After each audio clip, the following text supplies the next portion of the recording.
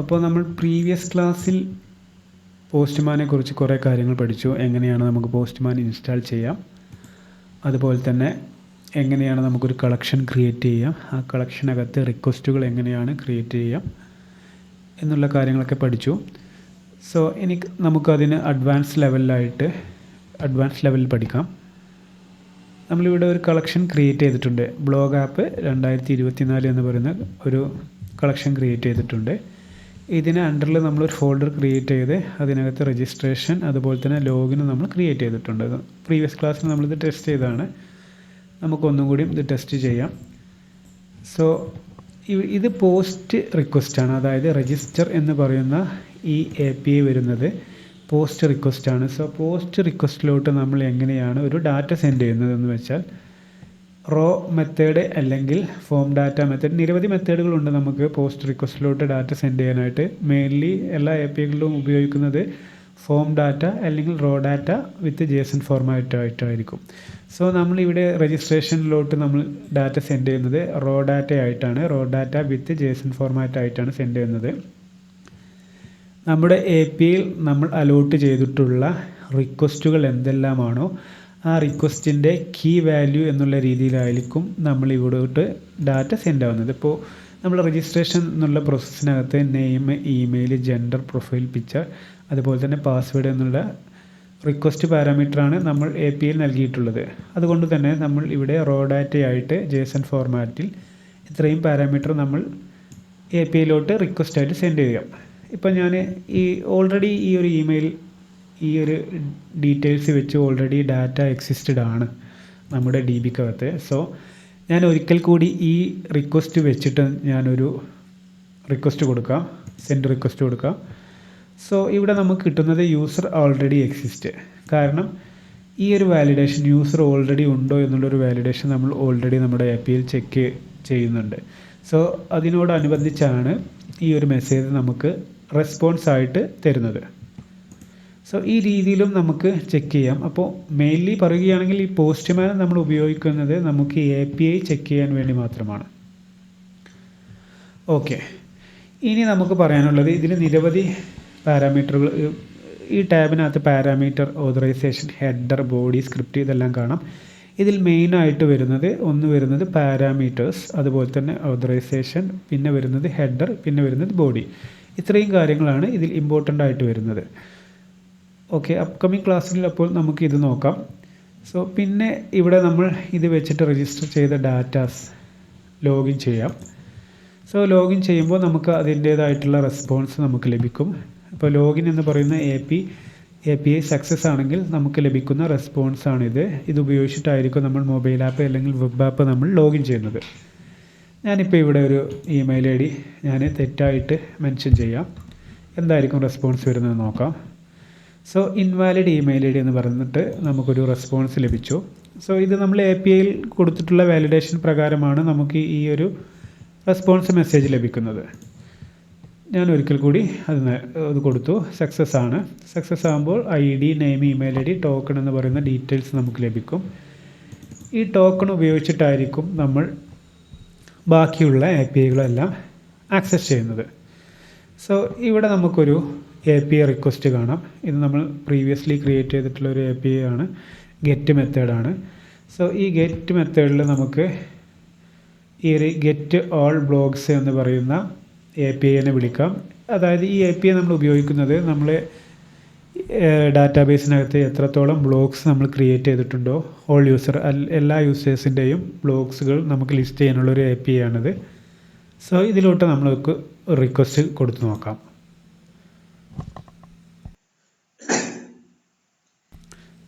Okay, നമ്മളിവിടെ check ചെയ്യുമ്പോൾ നമുക്കൊരു മെസ്സേജ് കാണാം, not a authorized to access this route എന്ന് പറയുന്ന. കാരണം ഇത് ഒരു ഓതറൈസ്ഡ് ആക്സസ് അല്ല ഇവിടെ. ബിക്കോസ് ഈ ഒരു API ആക്സസ് ചെയ്യണമെങ്കിൽ നമ്മളൊരു വാലിഡ് ആയിട്ടുള്ള യൂസർ ആയിരിക്കണം, അല്ലെങ്കിൽ നമ്മളൊരു ലോഗിൻ ചെയ്തിട്ടുള്ളൊരു യൂസർ ആയിരിക്കണം. സോ നമ്മൾ ഈ പോസ്റ്റ്മാൻ വെച്ച് ചെക്ക് ചെയ്യുമ്പോൾ ഇപ്പോൾ നമ്മൾ ഓൾറെഡി രജിസ്റ്റർ ചെയ്തു, ഇത് സക്സസ് ആണ്. സോ ഓക്കെ, സോ അതിനാൽ തന്നെ നമുക്ക് ഈ ലോഗിനിൽ നമുക്ക് ലഭിച്ചിട്ടുള്ള ഈ ഒരു ടോക്കൺ വെച്ചിട്ട് നമുക്ക് എന്ത് ചെയ്യാം, ഇത് ആക്സസ് ചെയ്യാൻ വേണ്ടി സാധിക്കും. സോ അതിനായിട്ട്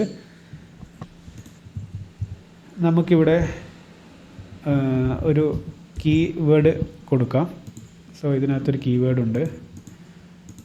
അതായത് ഓതറൈസ്ഡ് ആണോ അല്ലേ എന്ന് നമ്മൾ APIയിൽ സെറ്റ് ചെയ്തിട്ടുള്ളൊരു കീവേഡ് ഉണ്ട്. അല്ലെങ്കിൽ നമുക്ക് ഈ ഓതറൈസേഷൻ, നമുക്ക് നിരവധി ഓതറൈസേഷൻ ഇവിടെ ലഭ്യമാണ്. നമ്മൾ ഏത് ഓതറൈസേഷനാണോ നമ്മുടെ APIയിൽ നമ്മൾ സെറ്റ് ചെയ്തിട്ടുള്ളത് ആ രീതിയിൽ വേണം നമ്മൾ ഓതറൈസേഷൻ നൽകാൻ.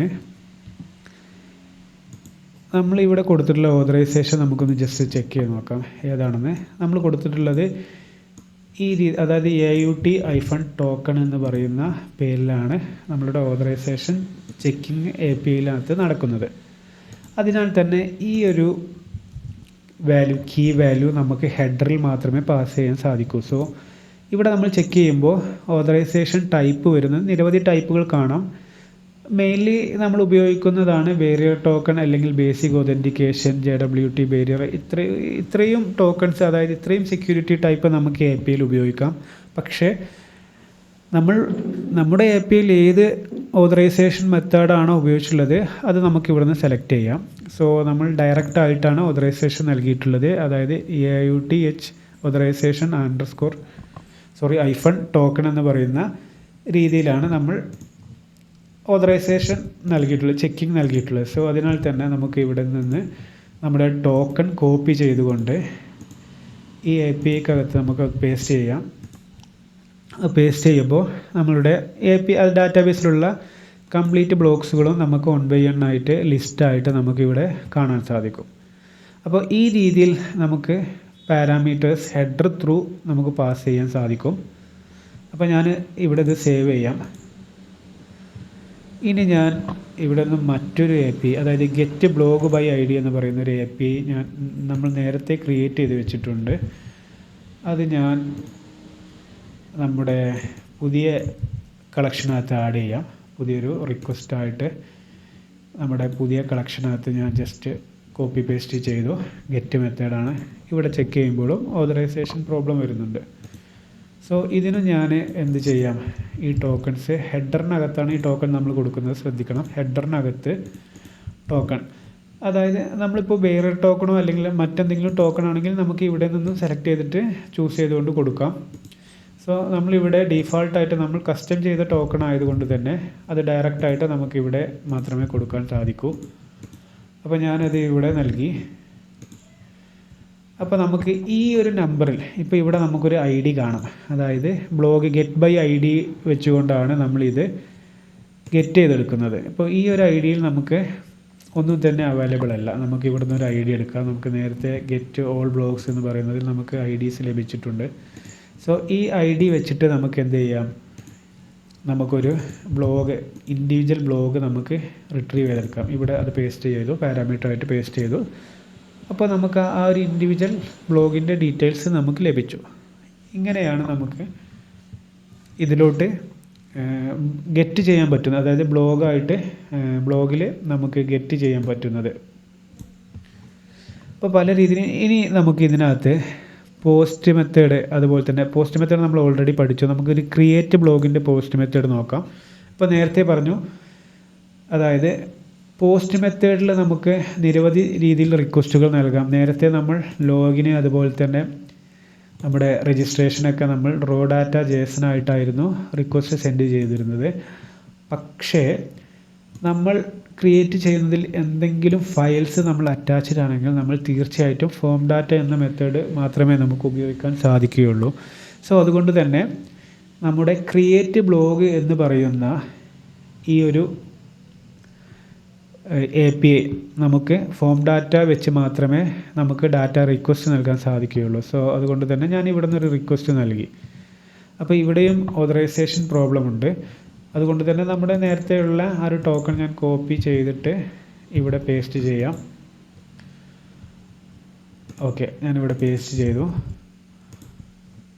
അപ്പോൾ ഇവിടെ ഇമേജ് ഈസ് റിക്വയർഡ് എന്ന് പറയുന്ന മെസ്സേജ് വന്നിട്ടുണ്ട്. കാരണം നമ്മളിവിടെ ഒരു ഇമേജ് നമ്മൾ സെലക്ട് ചെയ്തു, ഓൾറെഡി ഇതിലുള്ളൊരു ഇമേജാണ്. അപ്പോൾ ഞാൻ ഇവിടെ നിന്ന് ഒരു ഡീഫാൾട്ട് ഇമേജ് സെലക്ട് ചെയ്യാം. ഡീഫാൾട്ടായിട്ട് ജസ്റ്റ് ഒരു ലാപ്ടോപ്പിൻ്റെ ഇമേജ് സെലക്ട് ചെയ്തുകൊണ്ട് ഞാനിത് അപ്ലോഡ് ചെയ്യാം. സോ ഇപ്പോൾ ഇതിവിടെ സക്സസ് ആയിട്ടുണ്ട്. അപ്പോൾ ഈ രീതിയിലാണ് നമ്മൾ പോസ്റ്റ് മെത്തേഡിൽ ഫോം ഡാറ്റ എന്തെങ്കിലും ഫയൽ ഉണ്ടെങ്കിൽ ഫോം ഡാറ്റ ആയിട്ടാണ് നമ്മൾ റിക്വസ്റ്റുകൾ സെൻഡ് ചെയ്യുന്നത്.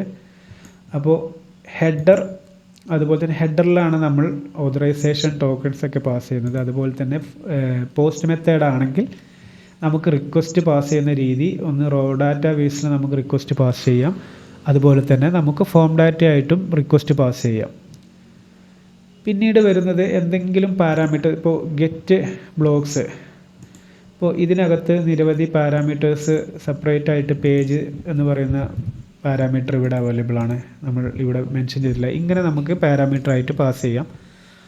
അപ്പോൾ നമുക്ക് ഈ അതിൻ്റെ റിസൾട്ട് ഉണ്ട്. പേജ് എന്ന് പറയുന്നത് പേജിനേഷൻ ഉപയോഗിക്കാൻ വേണ്ടിയാണ് നമ്മൾ ഈ പേജ് ഉപയോഗിക്കുന്നത്. അപ്കമിങ് ക്ലാസ്സിൽ APIയുടെ ക്ലാസ്സുകൾ വരുമ്പോൾ നമുക്ക് മനസ്സിലാകും എങ്ങനെയാണ്, എന്താണ് പേജിനേഷൻ എന്നുള്ളതൊക്കെ.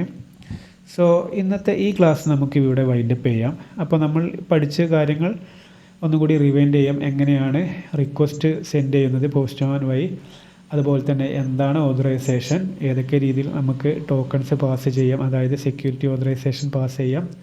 അതുപോലെ തന്നെ പോസ്റ്റ് മെത്തേഡിലോട്ട് നമുക്ക് എങ്ങനെയാണ് റിക്വസ്റ്റ് പാസ് ചെയ്യാൻ പറ്റുന്നത്, അതുപോലെ തന്നെ ഗെറ്റ് മെത്തേഡിലോട്ട് നമുക്ക് എങ്ങനെയാണ് റിക്വസ്റ്റ് പാസ് ചെയ്യാൻ പറ്റുന്നത് എന്നൊക്കെ നമ്മൾ പഠിച്ചു. സോ ഇന്നത്തെ ക്ലാസ് നമുക്കിവിടെ വൈൻഡപ്പ് ചെയ്യാം. Thank you.